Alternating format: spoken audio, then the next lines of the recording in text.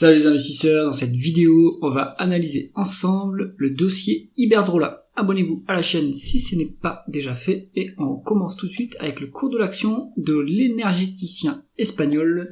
On est sur une bonne hausse du cours, hein. On s'est légèrement craché en 2020 et hop, c'est reparti. Donc là, on est au plus haut absolu, j'ai l'impression. Ouais, c'est ça, plus haut absolu. Donc, est-ce que c'est encore le moment de s'intéresser à Iberdrola?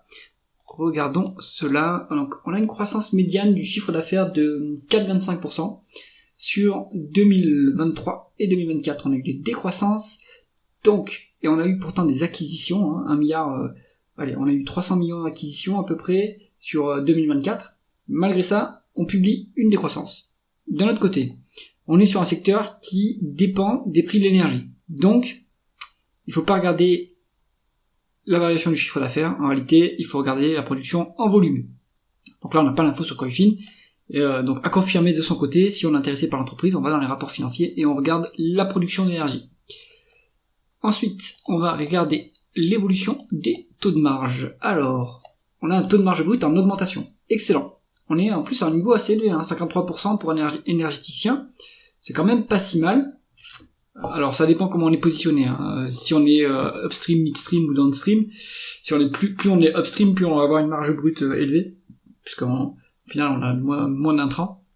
Bon, ce qu'on voit ici, c'est que c'est pas mal, hein, c'est que l'entreprise arrive à augmenter ses prix. Taux de marge d'EBITDA également en hausse, même plus rapidement que le taux de marge brute, donc en plus on arrive à dégager une superbe efficience opérationnelle, on s'améliore sur les opérations, donc là ça veut dire qu'on gère très très bien chez Iberdrola ces opérations. Et on a un taux de marge net à 12,5%, donc c'est vraiment pas mal, hein, pour un énergéticien. Donc ça se replie un petit peu, donc il y a dû avoir d'exceptionnel ici, hein, pour que ça se replie un petit peu par rapport à septembre. Peut-être qu'on a eu une dépréciation. À vérifier. Bon, ce qu'on voit, c'est qu'on a des marges en augmentation, donc la qualité du dossier est en train d'augmenter. Ça, c'est vraiment bien. Ensuite, on continue avec la conversion des bénéfices nets en free cash flow. Là, c'est moins bien. On est quasiment à la moitié des free cash flow par rapport aux bénéfices nets. Mais où est-ce qu'ils sont passés? Alors, on va regarder la variation du BFR, on en a eu pour 4 milliards. Donc c'est pas énorme comparé au niveau des bénéfices nets. Ensuite, est-ce que on a eu des dépenses en capital plus élevées que les dépréciations et amortissements? Oui, quand même pas mal, hein. On a eu pour 85 millions. Donc voilà, vous avez à peu près la différence ici. Il doit y avoir des other non-cash items qui compensent un petit peu. Voilà, vous avez 47 milliards. Donc là on est sur donc là, bon, on a une bonne part de l'explication.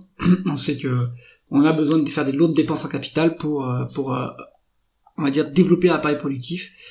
Bon, il vaudra mieux utiliser free cash flow pour valoriser l'entreprise si elle n'a pas de dette, mais ça m'étonnerait qu'elle n'ait pas de dette. De toute façon, on va regarder le rendement des capitaux investis. On est quasiment plus haut, à 7,5, 7,6 même. Donc ça, c'est très bien. On a aussi augmenté la rentabilité, qui est plus élevée que la croissance, en volume aussi, je pense. Donc il va falloir rendre du cash aux actionnaires, ou alors se désendetter avec cet excédent de rentabilité qu'on dégage. Ça, c'est pas mal.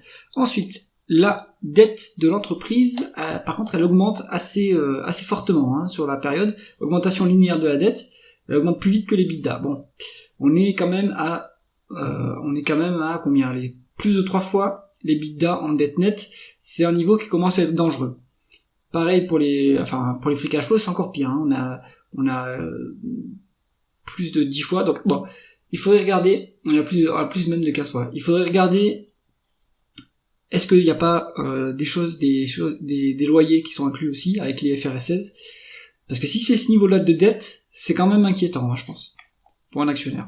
Alors, on continue. Est-ce que l'actionnaire est justement rémunéré sur Iberdrola?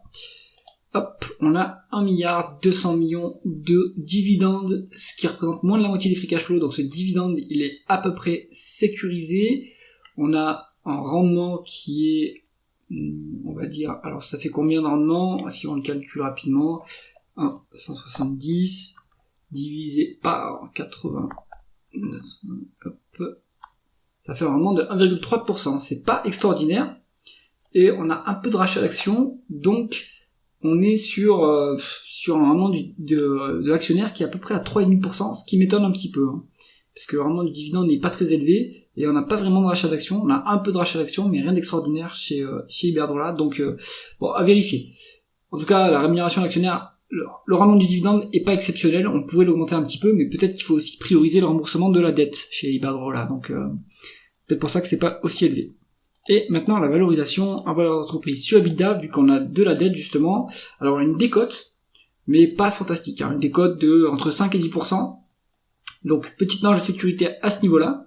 Mais maintenant peut-être que ce multiple représente le risque de ce dossier, et ça va être la conclusion. Je pense qu'Iberdrola aurait intérêt à se désendetter, si c'est bien ce niveau de dette qu'elle supporte, pour que ça soit plus sécurisé pour un actionnaire. Là je pense que c'est un peu dangereux, et que ça va entamer les profits futurs, ne serait-ce que pour rembourser les intérêts. J'espère que cette analyse vous a intéressé. Si c'est le cas, mettez un pouce vers le haut et pensez à vous abonner à la chaîne. À bientôt.